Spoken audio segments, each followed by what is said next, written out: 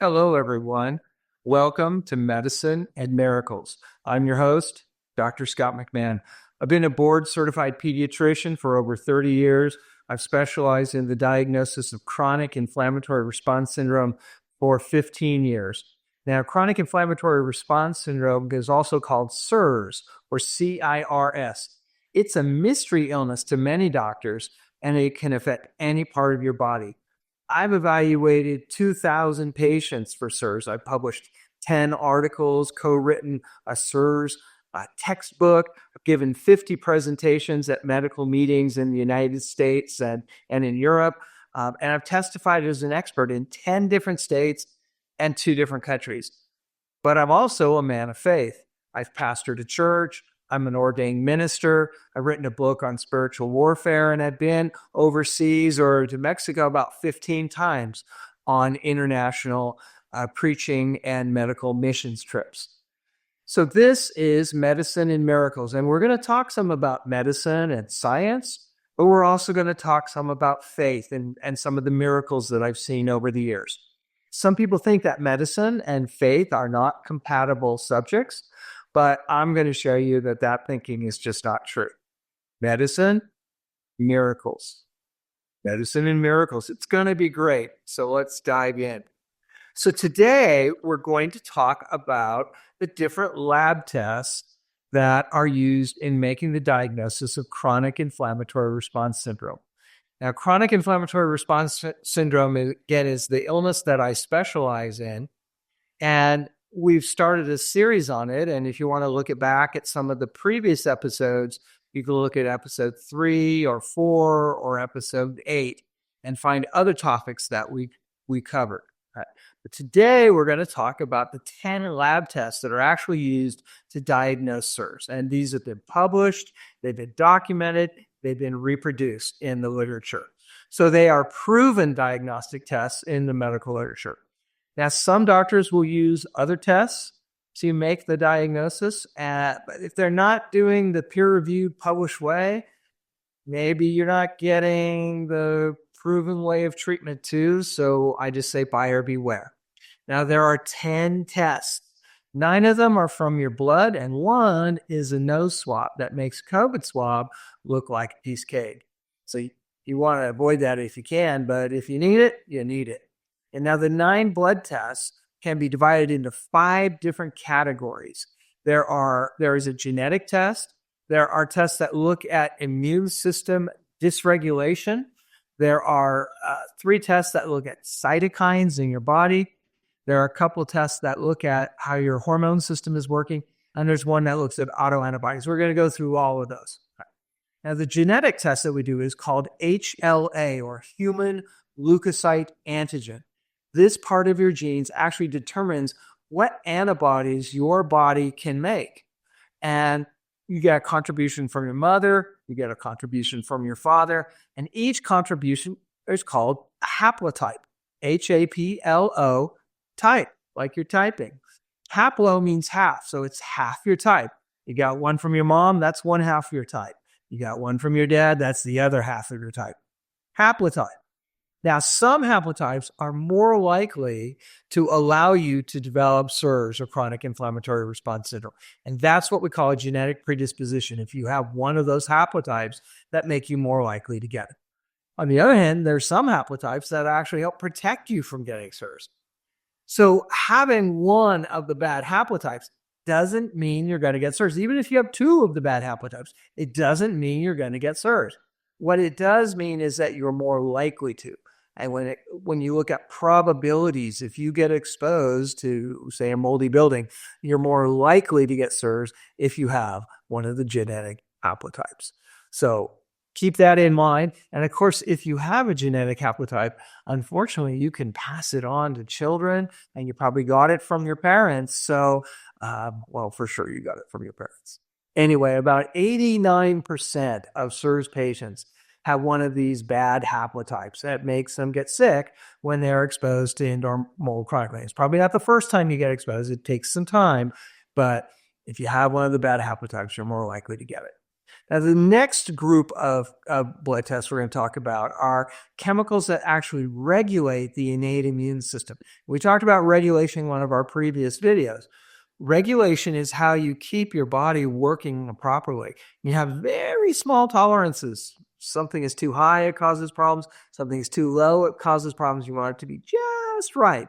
And what we find is that there are two chemicals that are involved in chronic inflammatory response syndrome that usually are on the low end. One of them is called VIP, vasoactive intestinal polypeptide. Another one is called MSH, which is alpha melanocyte stimulating hormone.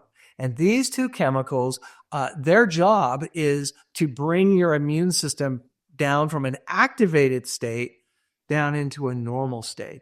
So for instance, if you were to get a cold or a flu or even COVID, when that virus goes into your body through your nose or your mouth, your immune system will detect it as soon as it touches the wall of your nose or your mouth, or if you're breathing it down your lungs. As soon as it checks it, it'll look at it and it'll try to determine if it's you, or what we call self, or if it is something that's foreign from another kind of microbe or another kind of living body. Is it a virus? Is it amoeba? Is it bacteria? Or whatever.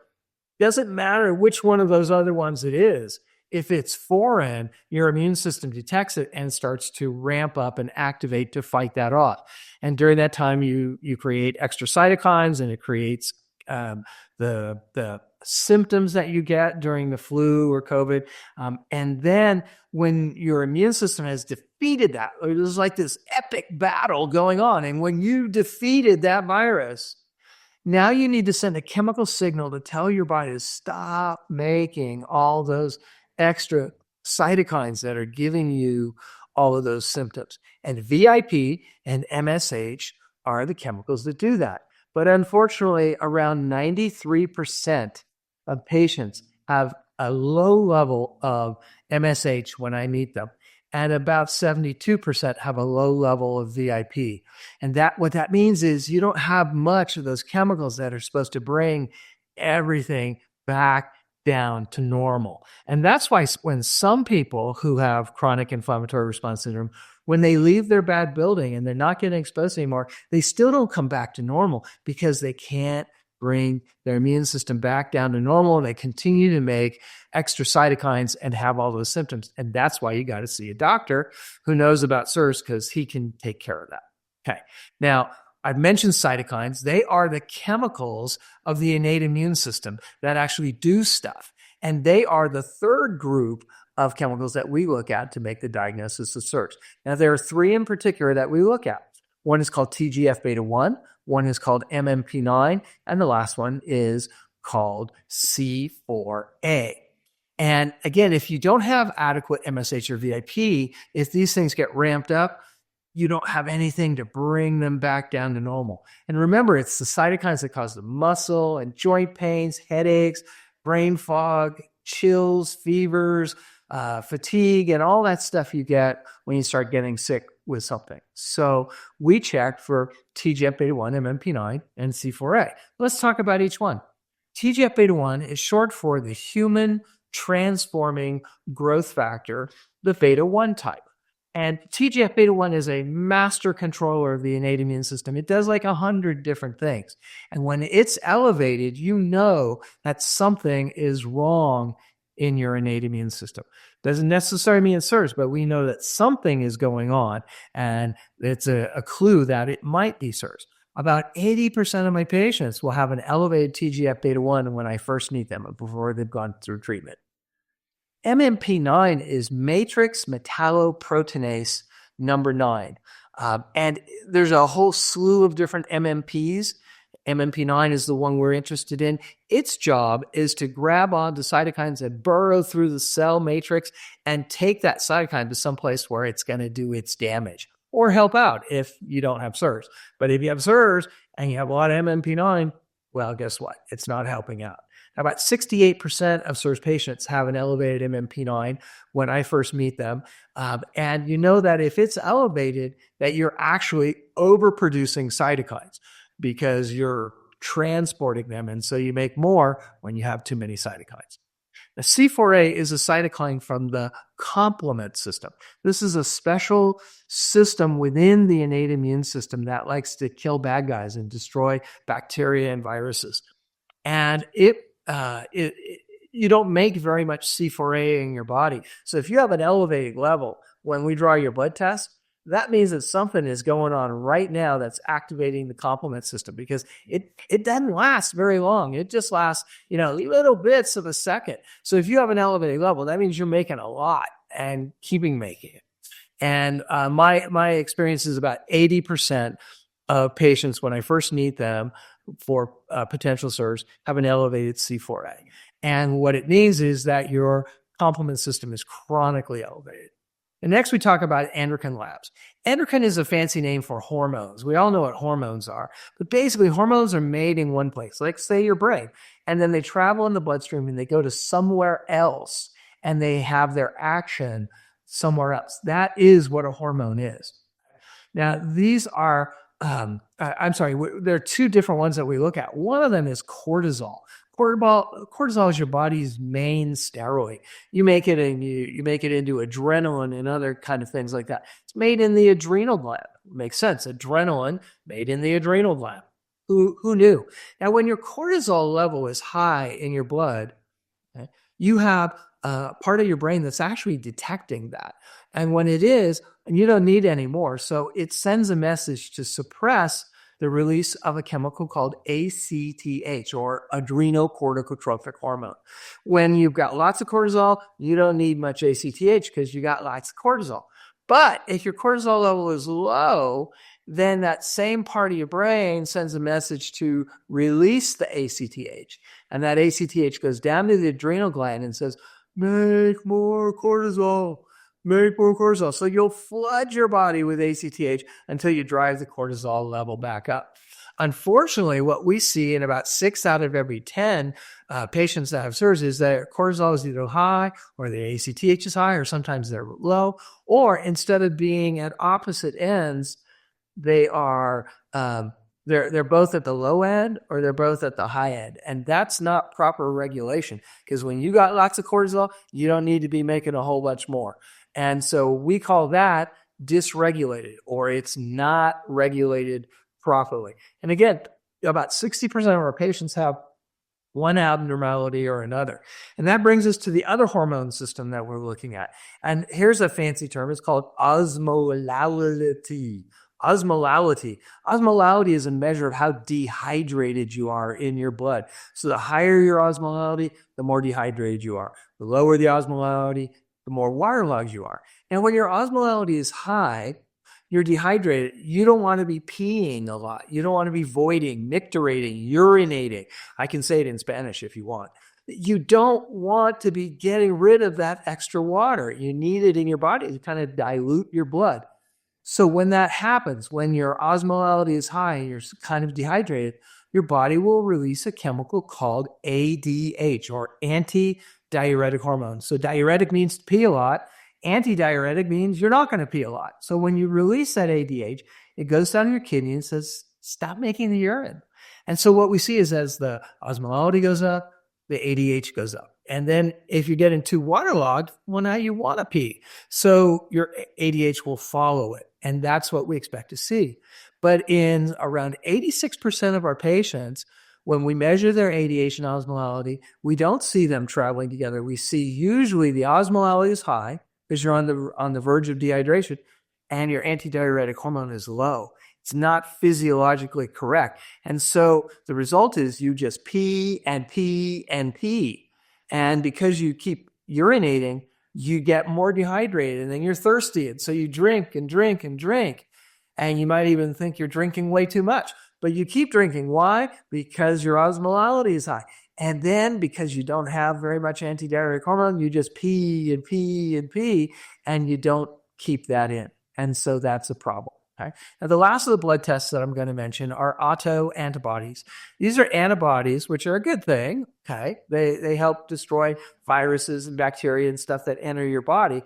But autoantibodies are bad things. They fight against parts of your body. So one of them is called anticardiolipin antibody. And the cardiolipins are a part of your blood vessels, the membrane of your blood vessels. So if you're making antibodies to that, you're actually damaging your blood vessels, and that's not cool. Another one we look for is called anti-gliadin antibody. And gliadin is a part of wheat. And so if you have an anti-gliadin antibody when you eat toast or some sort of wheat product, when it gets into your gut, you're going to start having some abnormalities and you'll have some pains. And sometimes, rarely, that positive anti-gliadin antibody can be part of celiac disease, but there's another test you can check. And that's got to be abnormal too. And most of the time it's not. But if you have an anti-gliadin antibody that's abnormal, okay, that's too high, and you don't have that second test, which is the TTG, if that one's normal, you should be thinking about chronic inflammatory response syndrome. So those are the 9 blood tests that we do. There's also that nose swab that I mentioned. And that nose swab is like this long. And if I'm putting it in your nose, I'm going to go, oh, and touch the back of your skull almost. I mean, it comes about this close to your brain, but it doesn't actually touch your brain. And anyway, when we do that swab, we're looking for one particular kind of germ. It's called multiply antibiotic-resistant coagulase negative staph. Now, only about 2% of the population of the United States has multiply antibiotic-resistant coagulase negative staph. And another name for that is MARCoNS. Okay? Only about 2%. But 80% of CIRS patients have those. So if you do, then there's something going on, usually way in the back of your nose. Now, you might say, well, coagulase negative staph, isn't that normal in the back of the nose? Yes, a lot of people have coagulase negative staph in the back of their nose, but it's not resistant to multiple classes of antibiotics. So that we call CONS. We don't care about CONS. It's MARCoNS, multiply antibiotic resistant, that creates a problem. Okay. Now, so those are the 10 tests that we use to diagnose. And in my experience, if you're an adult, you'll have at least 5 abnormal. And if you're a child, you'll have at least 4 abnormal if you have CIRS. There are some doctors that use urinary mycotoxins to make the diagnosis. And I'm just going to tell you from the research, from the peer-reviewed, published literature that describes what CIRS is and whatnot, urinary mycotoxins is not one of the tests that we use to diagnose CIRS. Now, some people do, and when they do, maybe the way they do their treatment is maybe not as good either. I'm just saying, again, you get what you pay for. Okay, now, that's the lab test. A lot of information on that. You can also find a lot of free videos at www.cirsx.com. The vast majority of them are free. And you can find out more about each one of those blood tests and how the diagnosis is made and stuff like that. And you can also find, if you think you might have CIRS and you're looking for someone to treat you, there's a couple places that you can go. One of them is to survivingmold.com website, and they have an interactive United States map that shows you where different doctors are and nurse practitioners and whatnot who take care of CIRS. And another place that you can go to is www.moldco.com, and you can probably get treatment there. And then last but not least, in June of 2025, so it's just a few months away, we're going to have the big annual Surviving Mold CIRS X annual meeting where we're going to have all sorts of doctors and indoor environmental professionals from all over the world coming and talking about this illness. It's designed for doctors, it's designed for patients, it's designed for lawyers, it's designed for indoor environmental professionals. You ought to check it out. And you might have a chance to meet me. Maybe there'll be a raffle and you can have lunch with me. Yeah, I don't think anyone's going to buy those raffle tickets. Anyway, okay, so those are the diagnostic tests for CIRS. What about a miracle? We always talk about a miracle. So I'm going to go back. I'm going to talk about some deep, dark times. And it was in 2007. And I had been through a pretty rough divorce about a year and a half earlier. And my wife then and I had accrued well over $600,000 of debt. And based on how things went through the court process, I actually had more monthly payments ordered by the court than I actually had income coming from the job that I was at. So by the grace of God, we made that. That could be another story of how the miracles of getting through that. But that's not what we're going to talk about today. At the time, my oldest son was attending a local, nationally known military school, but he was on full scholarship. And he had been there through his entire high school time, and he was coming on to be a high school senior. And he was selected to be on his school's quiz bowl team. And they went to the state championships, and they did okay. They came in second, but my son really did super well. I mean, his teammates were all smart and they did well, but he did super well. And as a result of their performance, they were invited to one of the national championships for Quiz Bowl. And it was going to be in North Carolina. In fact, it was going to be in Durham, where I had done my residency. And I really wanted to go to support my son. But the truth is, I didn't have any money. I mean, I was really just getting by month to month trying to survive divorce. You heard of surviving mold. I was surviving divorce. Well, anyway, one night I was at a church and a friend of mine was preaching, and it was a local meeting, and he spoke about living a life of radical faith, believing for things that you probably have no business believing for. Now, I'm not saying you're supposed to be believing for a Maserati and a Lamborghini. I mean, that's not what I'm saying. What I'm saying is there's some things in life that you want. There are other things in life that you need. Nobody needs a Lamborghini. But I wanted to go and see my son play at these national championships. And that's what I wanted. And so while he was preaching, I was inspired. I just really was inspired that I was supposed to be there, but I didn't know how I was going to get there. So the next night at the same church meeting, I was the one preaching.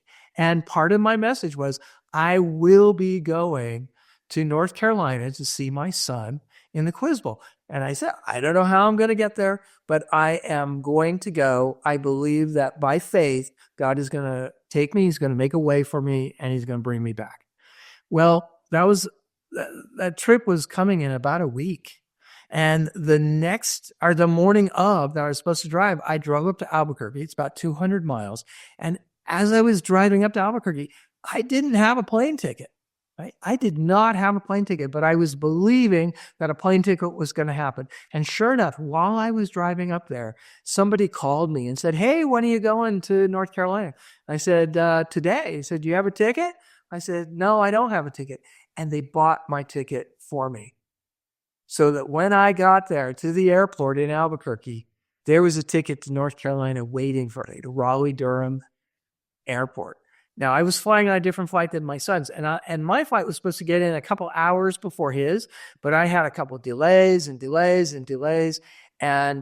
I ended up landing after he and his group did. So he had a couple chaperones, and his team were there, and they rented a van, and I was planning on just, finding them when they landed and riding with them to the hotel. Well, they were getting ready to leave the rental car place as I landed, and they waited for me to come. There was one seat left in their van, and guess what? I got to ride. And it was important because that was like 45-minute drive to the hotel. So we got to the hotel, and I had made a reservation at the same hotel, but I hadn't paid for it. You pay for it as you go. And I was hoping, because I had one credit card and I knew it was like right at the verge of being maxed. I didn't even know if it was going to be, as it was going to cover the room. I took $20 with me. I ate off of that $20 over the course of the weekend. God was gracious. One meal somebody just paid for me. I mean, it was very nice. And I didn't tell anybody that I didn't have any money. I just trusted to see what God was going to do. I got to watch my son play over the course of the weekend. His team didn't win. That would have been awesome, but they didn't. But they played hard. They did well. And then when the tournament was over, I went home the next day. The team and my son stayed an extra day to kind of enjoy that area. Well, I didn't even know if my credit card, like I said, was going to cover the hotel room. But by God's grace, it did, with just a few dollars to spare. And then instead of having to go with them to the airport, I found out that the hotel I was staying at actually had a shuttle, a 45-minute shuttle that took me to the airport for free. So I went with $20, with no ticket, with no rent a car, and hoping that I had a hotel room. And God provided. It was amazing. It was a wonderful time, and it gave me this awesome, what I think is an awesome testimony I can tell you. So that's our medicine and that's our miracles. But every week we try and bring you a moment of hope, an uplifting thought that might make your day. And today's uplifting thought, I want you to take a moment and I want you to know God really loves you. If you only knew how much God loved you, it would change your life. It would change your life. Now, it doesn't matter what you think of yourself. It doesn't matter how high and lofty that you think you are. It doesn't matter how unworthy that you believe yourself to be. God really loves you. He wants to spend time with you. He'll spend all day and all night with you if you'll let him. Okay? He won't ever force you to do anything, but he wants to spend time with you. And if you'll spend time with him now, then he'll allow you to spend time with him for all eternity. But on the other hand, if you don't want to spend time with him now, then you've made a choice about what you want to do in eternity. So my friends, what an honor it is that the God of the universe wants to be your friend, your confidant, and your Savior. So make a choice. Reach out to God right now. I guarantee you that he's already reaching out to you. Well, that's it for today. Thank you for joining us.